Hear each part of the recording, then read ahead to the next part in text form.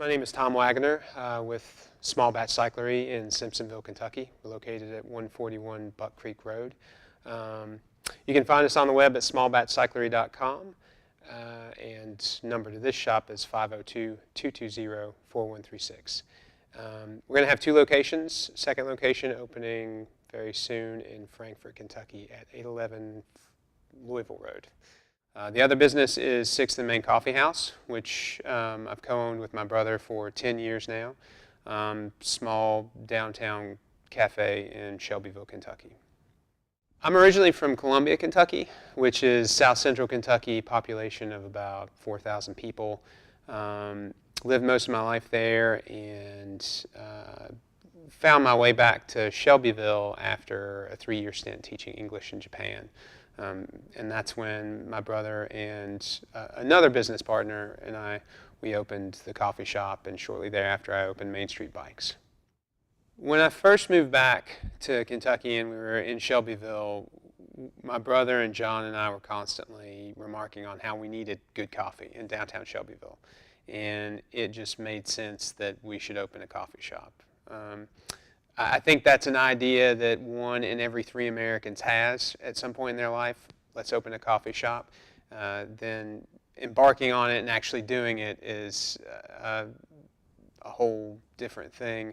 It was a great experience. We did it on a shoestring, and through some great and some not so great times, we've able to keep a nice little business that's served that community now for almost 10 years. I think after I came back from Japan and started to find a rhythm in Kentucky again, I wanted to be part of the community, and I saw bringing a business that was lacking at the time in Shelbyville as my way of giving back to and being part of that community. Bicycles have always been a passion of mine, and so it made sense to open my own bike shop. Going into the bicycle business, I think I did for the same reasons that so many people do, which is I love bikes, I know about bikes, and so why not? And it's been a learning experience the whole time that it's driven not just by your passion for something, but your ability to view that as a business that needs to make money, which I think a lot of people have a hard time with because there's a disconnect between the passion and the nitty-gritty of looking at a spreadsheet with your sale of what are effectively widgets and your margin. And while that may be a soulless way to look at it, I think everybody, regardless of the business, needs to do that and see if they can truly manage that before they embark on a business that can be incredibly draining, not as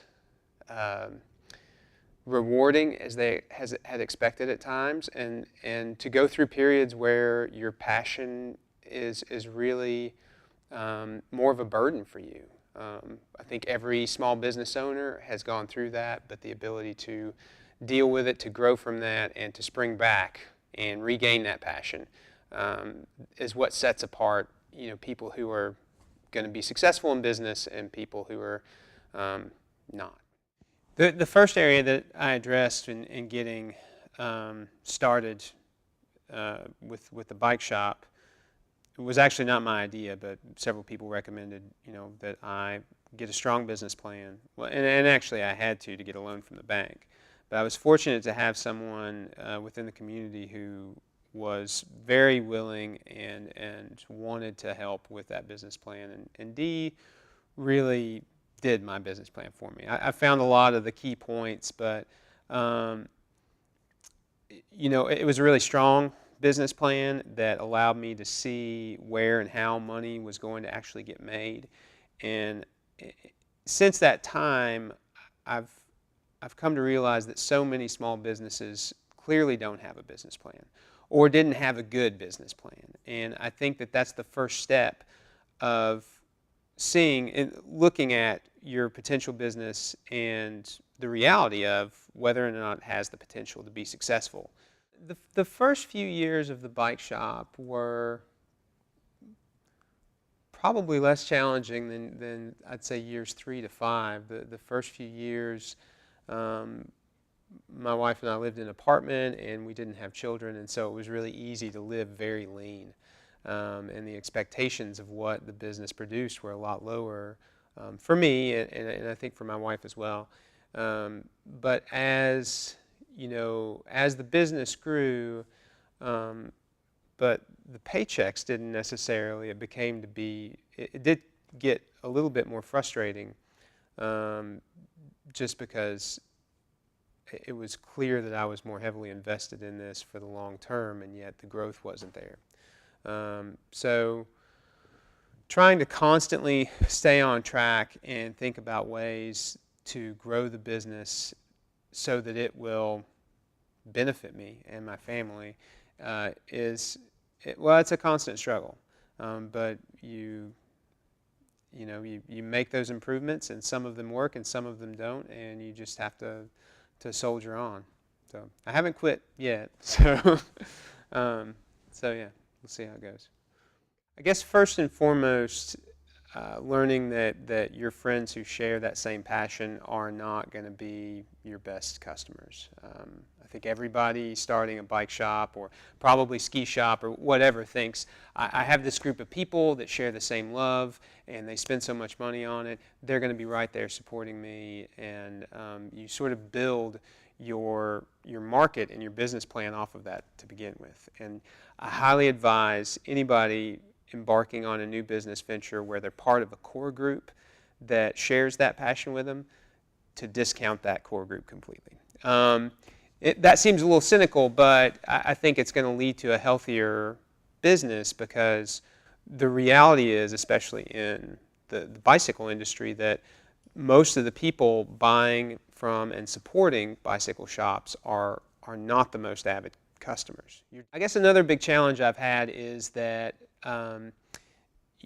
my bicycle shop is an extension of this passion I have, but it's also my business. It's the way that I make money and support my family. And there are times when it's not as rewarding as I'd like it to be, and that affects my passion for the sport as well. So trying to keep those two separate, and know that regardless of what happens, I'm going to be a cyclist, love bicycles, and love teaching others about it, and helping them on their journey, whatever it is. There has to be some amount of separation, and I think if there is, that allows you to remain happy in the business in the ups and downs and have a more positive outlook. Another big challenge that's ongoing is just learning how to present an experience in the shop that people will feel comfortable in and that people will want to buy in. I mean, that's the ultimate goal, is to sell people things.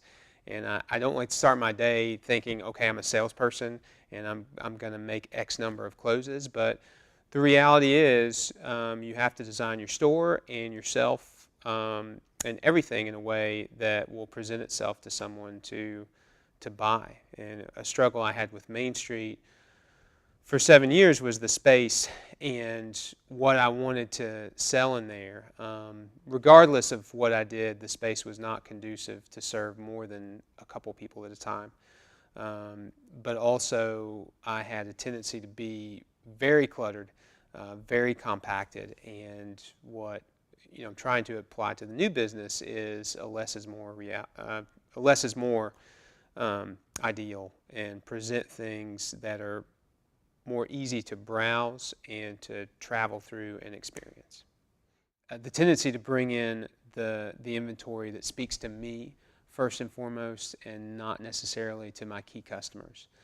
Even today, when I look at the things that I sell the most and the things that are most profitable, they're generally not the things in the bike shop that I love the most. And I take a lot of advice now from other people on how to look at what is going to support my business the most. I definitely will always keep the things in the shop that I love, old school steel bikes, carbon fiber bits and things like that. But I'm much more aware now that those aren't my primary primary items to sell, and that things like nutrition and lifestyle apparel and lifestyle bikes are just much more effective sales items. And I think you can apply that to any business.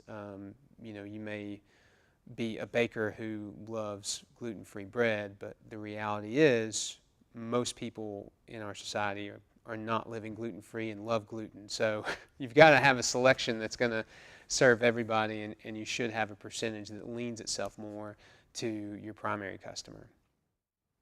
The primary people that I look to for advice in starting up a new business were other members of the retail community in Shelbyville, and also accountants, lawyers, people who had successful businesses. And really, I probably should have also talked to people who had unsuccessful businesses. I would highly advise anybody starting a new business to seek out people who had a venture in the area they're looking at opening up, and talk to them about it. Why did they fail? That's something that I didn't do, and I think looking back, I probably should have, but I'm okay without having done that. Really didn't. I really didn't talk to a lot of the business associations, and I probably should have. Shelbyville has a number of small business associations that work in different forms of support for that business community, and I got to know them all later. But before opening the business, I really didn't take the time to go out and talk to them about what the business climate was like in that community, and I think that would be a big help. Anybody starting a business, whether it's in the bicycle industry or baking or accounting or whatever, to really take a long, hard look at their business plan and focus on the potential of failure. Far too many people don't do that, and don't have an exit strategy, don't think that there's the potential for that failure, and I think that's what causes it. It's hard, and it's kind of pessimistic, and not the way most people want to look at their potential endeavor, but it's a reality that affects most small businesses, and so it's better to be prepared for that than to go way too far beyond the point of no return and not have a way out. You've got to be happy or know how you can become happy again in your business. I've definitely gone through periods where I was not happy at all. And it's a struggle, but I was able to find a way to regain the joy of owning my own business and a business in the bicycle industry. But the biggest problem a lot of small retailers have that they don't even realize is their biggest problem is that they have become very bitter, and that shows. Customers pick up on that right away. And if you're not smiling around your customers, then they're going to think you're unhappy, and you probably are. And people don't really want to buy something from somebody who's miserable unless they just absolutely have to have it. And in most cases, they don't. So make sure that this is something that is going to make you very happy regardless of the financial rewards, and be ready to check yourself every so often, once or twice a year. Are you still enjoying this, and how is that coming off with your customers?